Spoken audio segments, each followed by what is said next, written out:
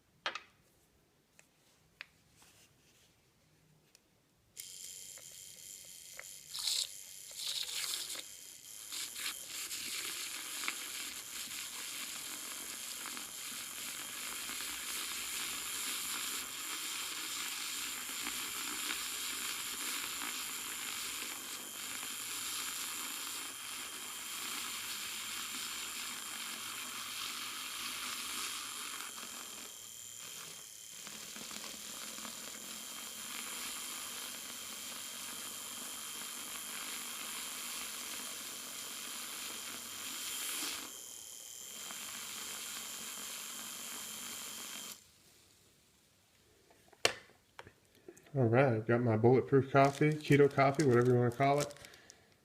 Taking some butter to work too so I can have one later. It's good stuff. Okay, so I hope you have your coffee. Mine's Bulletproof today. I've had a lot of smart people ask me, right off the bat, because they hear about net carbs and total carbs. Well, can't I just take extra fiber to cancel out all my carbs? No, that's not the way it works. And I'll tell you why it's not the way it works. When you're calculating net carbs, you're subtracting sugar, alcohols, and you're subtracting fiber. Well, I'm not convinced that the sugar alcohols don't still have a glycemic response, right? An insulin response. So I try to avoid those, even though people say that you can take them without any negative effect, because I've had the Atkins snacks stall me before. Years ago when I was doing Atkins, the Atkins snacks are what I think stalled me and made me think that the diet wasn't working for me.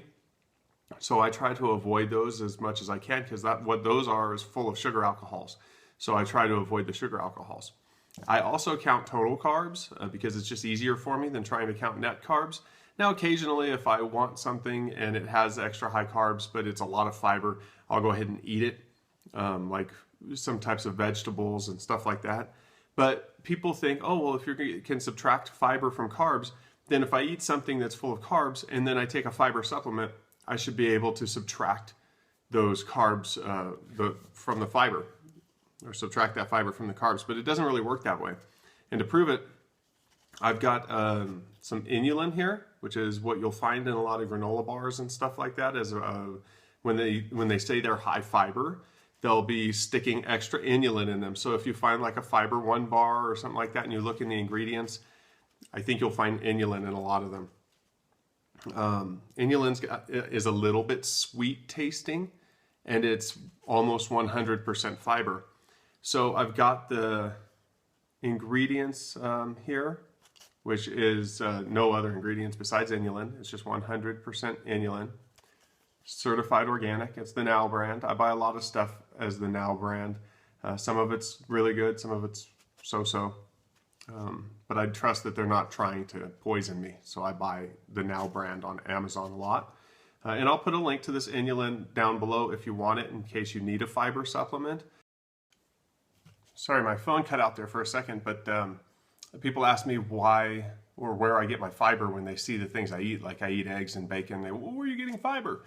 And I go, well, I don't really think you need fiber, but I don't have any evidence to support that to tell them, because I just don't remember.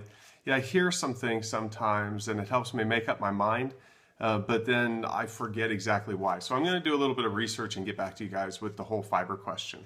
But in the meantime, if you want to supplement with fiber, and I don't think fiber hurts you unless you've got some kind of condition where you're getting it impacted in your intestines, right? Because sometimes people have to go on a low fiber diet because they've got diverticulitis or something like that. But Inulin's a good choice, and you could tell it's a good choice because that's what they stick in a bunch of food, so it's safe and you can't really overdose on it. But anyway, you can't add this to your food to reduce the overall carbohydrate level, because when you add it to your food, you're increasing the carbohydrate level by just as much fiber as you're getting. So it's a net zero effect. So if you've got, let's say you've got a piece of candy and it's 10 carbohydrates, and then you add 5 grams of fiber along with it, that doesn't mean that you have 5 carbohydrates in the candy. What you now have is you have 15 carbohydrates with a 10 net carbohydrate effect. And you can see that because the total carbohydrates in 1 teaspoon of this is 2.7 grams, and the fiber is 2.5 grams.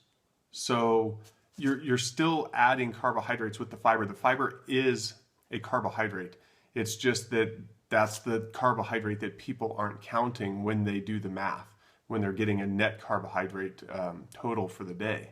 But that doesn't mean that you can just say, well, I'm going to take 47 teaspoons of inulin because that's going to be 90 grams of fiber, and then that'll wipe out the 90 grams of carbohydrates that I've had today. Because all it's going to wind up doing is giving you 180 total grams of carbohydrates and then wiping out the 90 that is the fiber. So that's what I wanted to talk to you about today, because people have said that to me before, like, well, can't I just take extra fiber? It doesn't exactly work that way. So if that's something you've thought of before, I mean, kudos to you trying to find a workaround, right? But I don't think it's going to help. Anyway, hope you guys have a good day. Here's my weigh-in video for the day, and I'll talk to you tomorrow. 266.4.